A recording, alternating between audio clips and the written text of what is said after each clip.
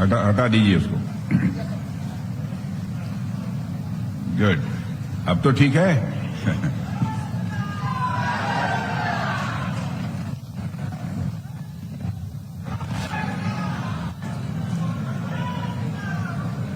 इस लोकसभा से भारतीय जनता पार्टी के प्रत्याशी श्री विजय दुबे जी, सांसद राज्यसभा श्रीमान आरपीएन सिंह जी, जिलाध्यक्ष श्री दुर्गेश राय, लोकसभा प्रभारी श्री नरेंद्र मणि जी, अवधेश प्रताप सिंह लोकसभा संयोजक, पूर्व जिलाध्यक्ष बाबू जगदम्बा सिंह जी, श्री अतुल सिंह राज्य मंत्री, श्री विनय प्रकाश गौड़ विधायक रामकोला, श्री राजेश जी पांडे पूर्व सांसद, श्रीमान विवेकानंद पांडे, श्रीमान मोहन वर्मा, श्री मदन गोविंद राव, श्री दीपलाल भारती और श्री नवरंग सिंह चेयरमैन भथौली, हमारे सभी मंडल अध्यक्ष और मंच पर उपस्थित अन्य सभी पार्टी के अधिकारी और सभा में मौजूद मेरे सभी सम्मानित बहनों एवं भाइयों, वैसे रामकोला मैं कई बार आ चुका हूं, ये पहली बार मेरा आना नहीं हुआ है। मैं बैठकर बोल रहा हूं या मैं गुस्ताखी कर रहा हूं, क्योंकि आज के 15 दिन पहले पैर में चोट लग जाने के कारण आंध्र प्रदेश की सभा को संबोधित करने के बाद नीचे उतर रहा था, पैर में चोट लग गई। डॉक्टरों ने कहा कि आपको 1 सप्ताह आराम करना पड़ेगा, लेकिन आप जानते हैं चुनाव का दौर चल रहा है। मैंने फैसला किया जब तक 400 से अधिक सीटों पर बीजेपी नेतृत्व की एनडीए कामयाबी हासिल नहीं कर लेगी, तब तक मैं चैन की नींद नहीं लूंगा। जहां तक विजय दुबे जी का प्रश्न है, इनके बारे में मुझे कुछ कहना नहीं है। इतना विजय दुबे के बारे में मैं बतला सकता हूं, भारत की संसद में बराबर क्षेत्र की समस्याओं को प्रभावी तरीके से उजागर करने का काम कोई करता है तो आपके विजय दुबे करते हैं।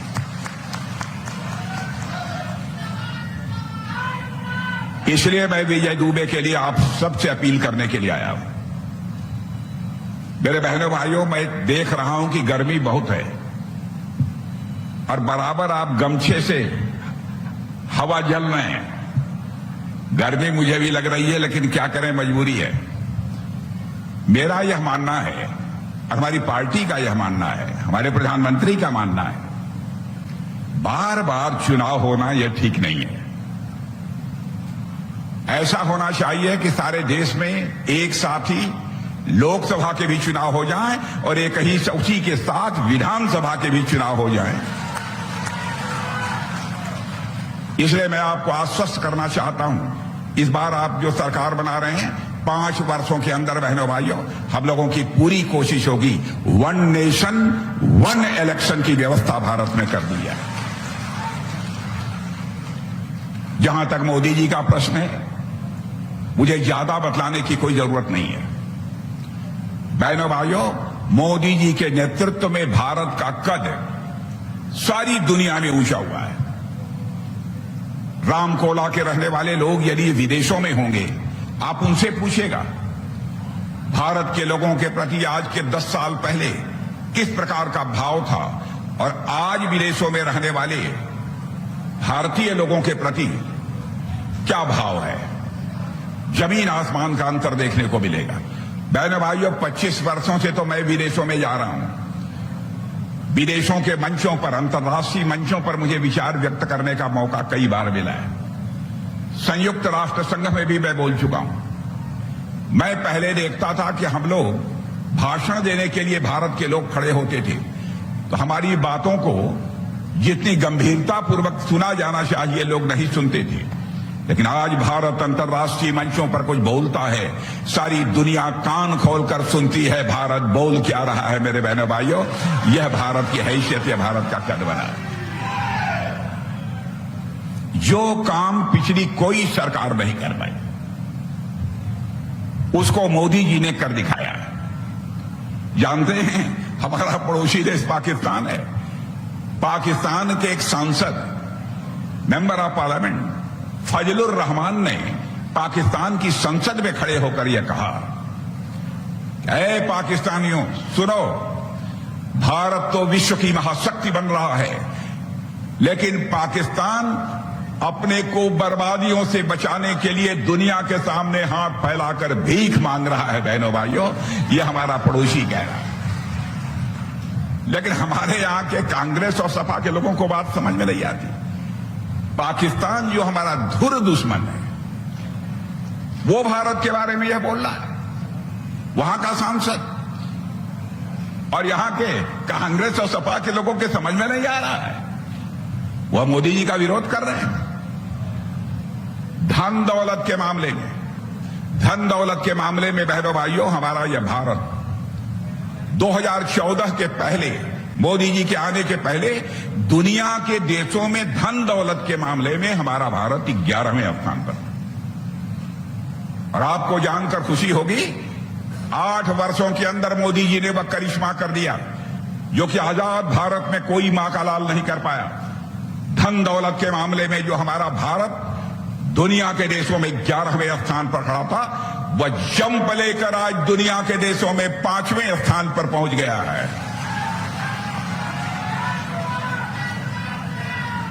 मैं नहीं, दुनिया के बड़े बड़े अर्थशास्त्री जो धन दौलत इन सब सारी चीजों के बारे में बात करते हैं, उन अर्थशास्त्रियों का भी यह कहना है, दुनिया के, और इनकी फर्म्स भी होती हैं, उनको फाइनेंशियल फर्म्स बोलते हैं, उन लोगों का कहना है दुनिया में सर्वाधिक तेजी से आगे बढ़ने वाली अर्थव्यवस्था यदि किसी की है तो भारत की है।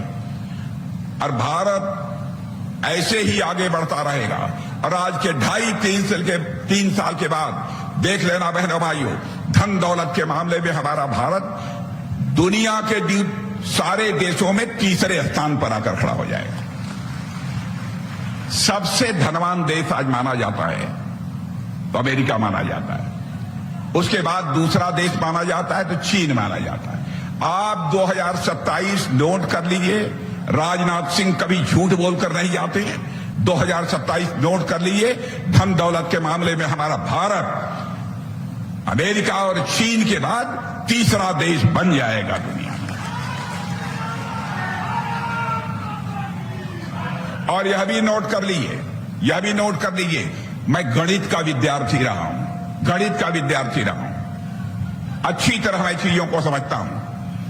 मेरे बहनों भाइयों, मैं 2047 तक भारत विकसित भारत बन जाएगा, इसमें कहीं दो राय नहीं।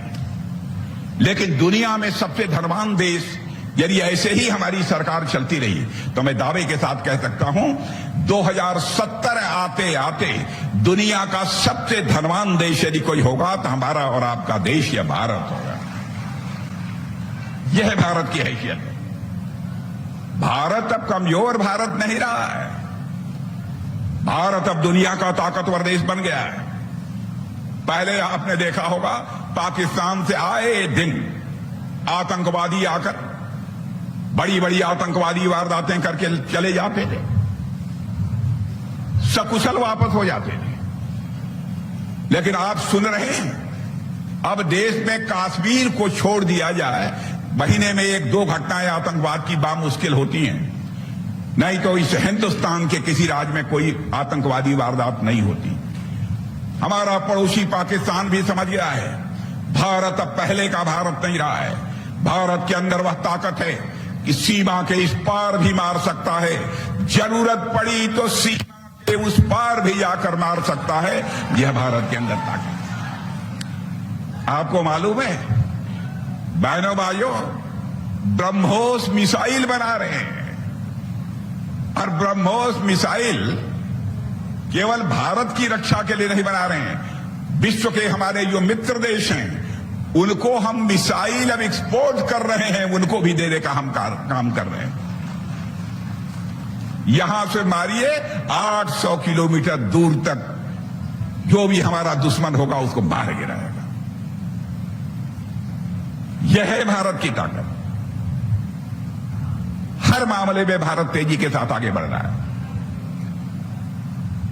और हमारे विरोधी दल के लोग सपा कांग्रेस, देखिए एक ये बतला दें, सपा के बारे में समझ लीजिए आप ही कुछ दिनों के बाद कहेंगे यह सपा अब यह समाप्त पार्टी हो गई, समाप्त पार्टी। आपने देखा कि सपा की हालत दिनों दिन कमजोर होती जा रही, दिनों दिन पतली होती जा रही है इसकी हालत। और कांग्रेस की हालत तो ऐसी है कि इतनी पतली हो गई है कि मुझे बतलाने की जरूरत नहीं, आप लोग जानते हैं। 10 साल के बाद अपने घर के बच्चों से पूछेंगे कांग्रेस जानते हो बेटा, तो पूछेगा कौन कांग्रेस। जैसे डायनासोर का नाम सुना है कि नहीं आप लोगों ने? डायनासोर का नाम सुना है? डायनासोर पूरी धरती से लुप्त हो गया है। वैसे ही भारत की कांग्रेस पार्टी 5-10 वर्षों में ही इस धरती से लुप्त हो जाएगी। यह हालत है इन लोगों की। झूठ बोलकर ये जनता का समर्थन हासिल करना चाहते हैं। और बहनों भाइयों, मैं बतलाना चाहता हूं, भारतीय जनता पार्टी हिंदुस्तान की एक ऐसी राजनीतिक पार्टी है जो जनता की आंखों में धूल झोंक कर राजनीति नहीं करती है, जनता की आंखों में आंख डाल कर राजनीति करती है। मैं तो अपने प्रेस के दोस्तों से भी कहता हूं, हमारी कोई बात गलत हो अपने अखबारों में लिख देना, हमारी गलती होगी तो मैं स्वीकार कर लूंगा, क्योंकि जनता को गुमराह करके, जनता को धोखा देकर मैं कभी भी समर्थन हासिल नहीं करूंगा, न किया है न करूंगा। अकेली हम ऐसी पार्टी हैं जो कहते हैं वह करते हैं। देखिए, हमारे यहां कोई व्यक्ति कार्यकर्ता हो सकता है जो कहे वह ना हो, लेकिन पार्टी सोच समझकर जो फैसला करेगी, जो बोलेगी, वो होकर रहेगा। अब ये कह रहे थे जम्मू कश्मीर को विशेष दर्जा मिला था, उत्तर प्रदेश जैसे बड़े राज्य से भी ज्यादा बड़ा दर्जा मिला था। हम लोग कई वर्षों से कहते चले आ रहे थे, संसद के दोनों सदनों में जिस दिन हमको पूर्ण बहुमत मिल जाएगा, चुटकी बजाकर हम धारा 370 को समाप्त कर देंगे। आपने देखा कि समाप्त कर दिया। कहा था ना रामलला हम आएंगे, मंदिर यहीं बनाएंगे। मैं जानता हूं 1984 की बात मुझे याद है, आंदोलन कोई चल रहा था, हम लोग नारे लगा रहे थे कि रामलला हम आएंगे, मंदिर वहीं बनाएंगे। तो कुछ कांग्रेस के लोग दूर खड़े थे, वह कहने लगे हाँ रामलला आएंगे, मंदिर यहीं बनाएंगे, लेकिन तारीख नहीं बताएंगे। बहनों भाइयों, 22 जनवरी का दिन आ गया जब हमारे प्रधानमंत्री मोदी जी ने धर्माचार्यों के मार्गदर्शन में भगवान रामलला की प्राण प्रतिष्ठा कर दी और अयोध्या की धरती पर भव्य राम का मंदिर बनकर खड़ा हो गया। रामायण पढ़ते होंगे, आप देख लीजिएगा। बहनों भाइयों, रामलला अपनी झोपड़ी से निकलकर अब अपने महल में प्रवेश कर चुके हैं। भारत में राम राज्य का आगाज होकर रहेगा, मैं दावे के साथ कहता हूं। अब हम लोग 3 तलाक जानते हैं? तलाक जाने लग रही हो तो लोग तलाक जाने लग सबके हाँ मालूम है ना। ऐसा था कि पहले हमारी मुस्लिम जो माताएं बहनें होती थी, उनसे कोई शादी करता था, शादी करने के बाद 10 दिन के बाद ही यदि नहीं पटी तो तलाक तलाक तलाक 3 बार बोलकर उसकी छुट्टी कर देते थे। बहनों भाइयों, हिंदू, मुसलमान, ईसाई, यहूदी, सिख, कोई भी हो, जो भी भारत का नागरिक, हम सभी को भाई मानते हैं। लेकिन चाहे किसी मजहब धर्म की कोई माता बहन बेटी होगी, उसके ऊपर कोई जुल्म होगा तो सरकार बने या भाड़ में जाए, भारतीय जनता पार्टी उस माता बहन के साथ खड़ी रहेगी। बहनों भाइयों, हमारे यहां कहा है ऋषियों और मनीषियों ने, यत्र नार्यास्तु पूजन्ते तत्र रमन्ते देवा। जहां नारियों की पूजा होती है वही देवता रमण करते हैं। हम लोगों ने वोट की चिंता नहीं की, 3 तलाक की व्यवस्था को समाप्त कर दिया। कई ऐसे कदम हम लोगों ने उठाए और योगी जी ने तो उत्तर प्रदेश में कमाल कर दिया, कमाल कर दिया। देखिए, इतनी गर्मी है, अब हमको इधर से पसीना बह रहा है, इधर से भी बह रहा है। हमारे आरपीएन सिंह बैठे हैं, हमारे राजेश पांडे बैठे हैं, सब लोग बैठे हैं, इन लोगों को भी बिना बोले हुए पसीना हो रहा है, इतनी गर्मी। भाई, गर्मी कम होना अधिक होना यह तो परमात्मा के हाथ में है। लेकिन इतना मैं जानता हूं, बदमाशों को गर्मी के दिन में भी शिमला की ठंड का एहसास कराने का काम उत्तर प्रदेश के इतिहास में पहली बार किसी ने किया है, तो योगी जी ने किया। लोग ये कहेंगे कि साहब इतनी सख्ती बरतने की क्या जरूरत थी, क्यों ऐसा कर रहे हैं? बहनों भाइयों, मेरी बात सुन लेना। यदि किसी राज्य का आप विकास करना चाहते हो तो राज्य के विकास की पहली शर्त होती है कि कानून और व्यवस्था चुस्त दुरुस्त होनी चाहिए। कानून व्यवस्था चुस्त दुरुस्त है कि नहीं? है ना? चुस्त दुरुस्त है तो वोट दे दीजिए। जानते हैं, ये झूठ बोलते हैं, कहते हैं भारतीय जनता पार्टी आएगी तो पिछड़ों के और अनुसूचित जात के लोगों का आरक्षण समाप्त कर देगी। बहनों भाइयों, यह भारतीय जनता पार्टी की सरकार है। मोदी जी प्रधानमंत्री हैं। पहली बार आजाद भारत के इतिहास में पिछड़ों वर्ग के लिए जो आरक्षण की व्यवस्था दी जाती है, जो कमीशन बना है, उस कमीशन को संवैधानिक अधिकार देने का काम, संवैधानिक मान्यता देने का काम पहली बार आजाद भारत के इतिहास में किसी ने किया है तो हमारी सरकार ने किया है, हमारे प्रधानमंत्री ने किया है। अनुसूचित वर्ग के लिए भी ये झूठ बोलकर लोगों का समर्थन हासिल करना चाहते हैं। बहनों भाइयों, केवल सरकार बनाने के लिए राजनीति करते हैं, लेकिन हम लोग यदि राजनीति करते हैं तो केवल सरकार बनाने के लिए राजनीति नहीं करते, हम राजनीति करते हैं तो देश बनाने के लिए राजनीति करते हैं। हम झूठ बोलकर आपका समर्थन नहीं हासिल करना चाहेंगे।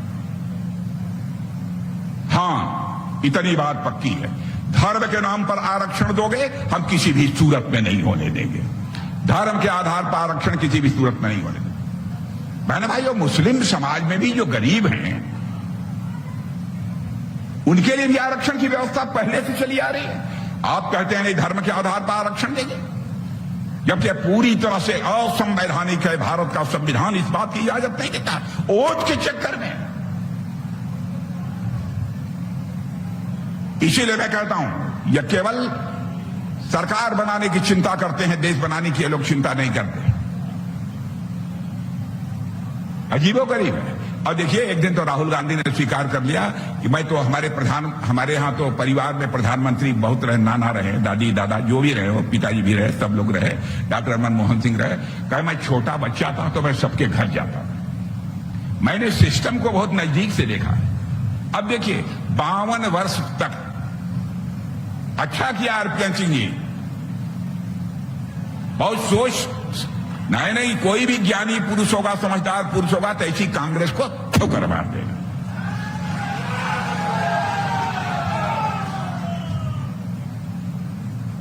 क्या नहीं किया है इन लोगों ने? जानते कहते हैं कि वह जो सिस्टम था, वह सिस्टम पिछड़ा विरोधी था, गरीबों का विरोधी था।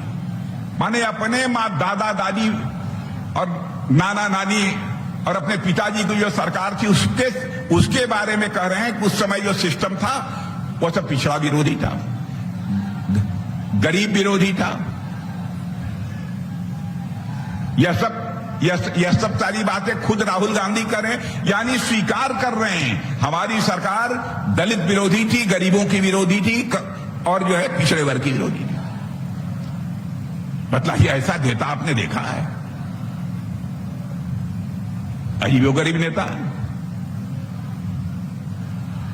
तो बहनों भाइयों, यही कहने आप लोगों के बीच आया हूं कि भारतीय जनता पार्टी के अतिरिक्त कोई भी इस देश का कल्याण नहीं कर सकता, केवल भारतीय जनता पार्टी कर सकती है। इसलिए मैं आप लोगों से कहूंगा कि आप भारी मतों से भारतीय जनता पार्टी को विजय दिलाएं। और इतनी बात पक्की समझ लीजिए, समाजवादी पार्टी की साइकिल का चेन, ध्यान से सुनिए, समाजवादी पार्टी की साइकिल का चेन 2014 में उतर गया, 2017 में नहीं चढ़ा, 2019 में फिर वह चेन नहीं चढ़ा, 2022 में फिर नहीं चढ़ा, 2024 में भी नहीं चलेगा बहनों भाइयों। एक बार चेन उतर गई है तो चलेगा नहीं। अब बहुजन समाज पार्टी बेचारी की बात तो छोड़ दी। इसलिए मैं आप सबसे अपील करने आया हूं कि आप जिता दीजिए मेरे बहनों भाइयों, लेकिन पहले से ज्यादा अधिक मतों से जिताइए, यह मैं अपील करने आया हूं। ना ना ना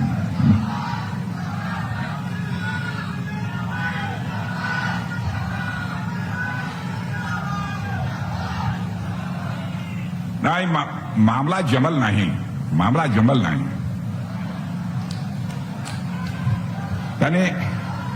यानी जोर लगा के बोला जाए जीत यही है ना।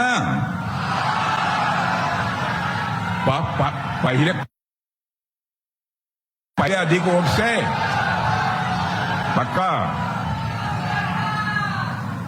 बहनों भाइयों, आज अंतिम बात यह कहना चाहता हूं, हमारा भारत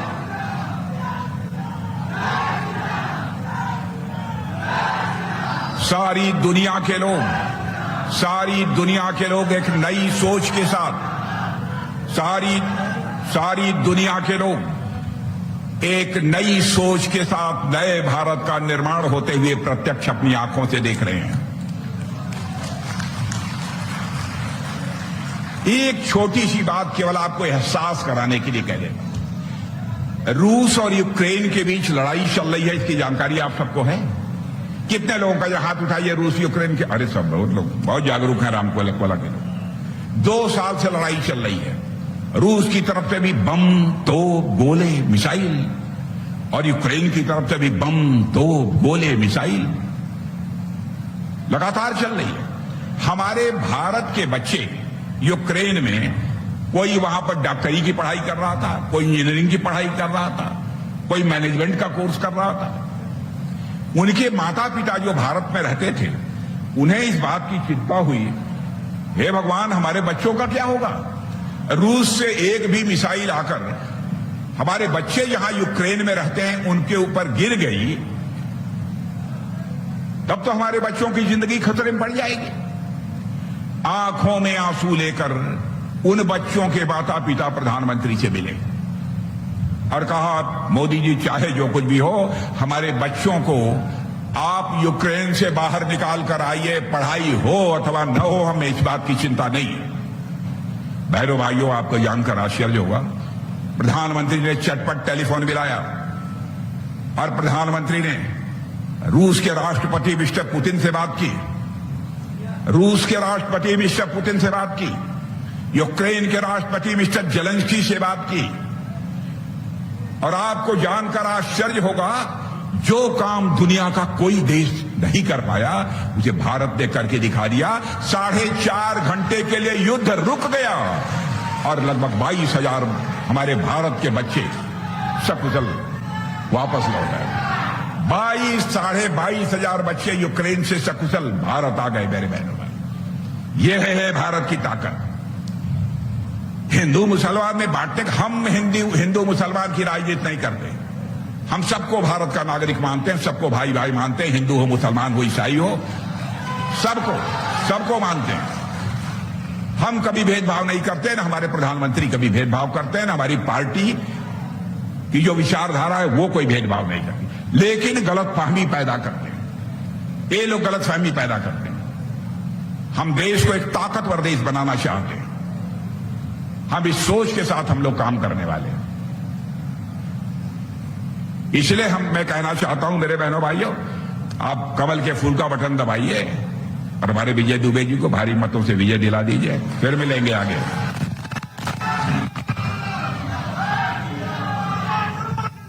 और कोनो चारा भाई नहीं है, और कोनो चारा नहीं है, कोनो चारा नहीं बात। जैसे हम कह लिए ना कि जैसे कांग्रेस डायनासोर की तरह लुप्त हो जाएगा। हमें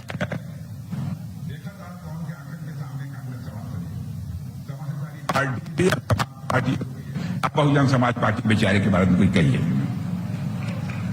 भारतीय जनता पार्टी बचे मतों से जिताइए। आप सबको बहुत बहुत धन्यवाद। और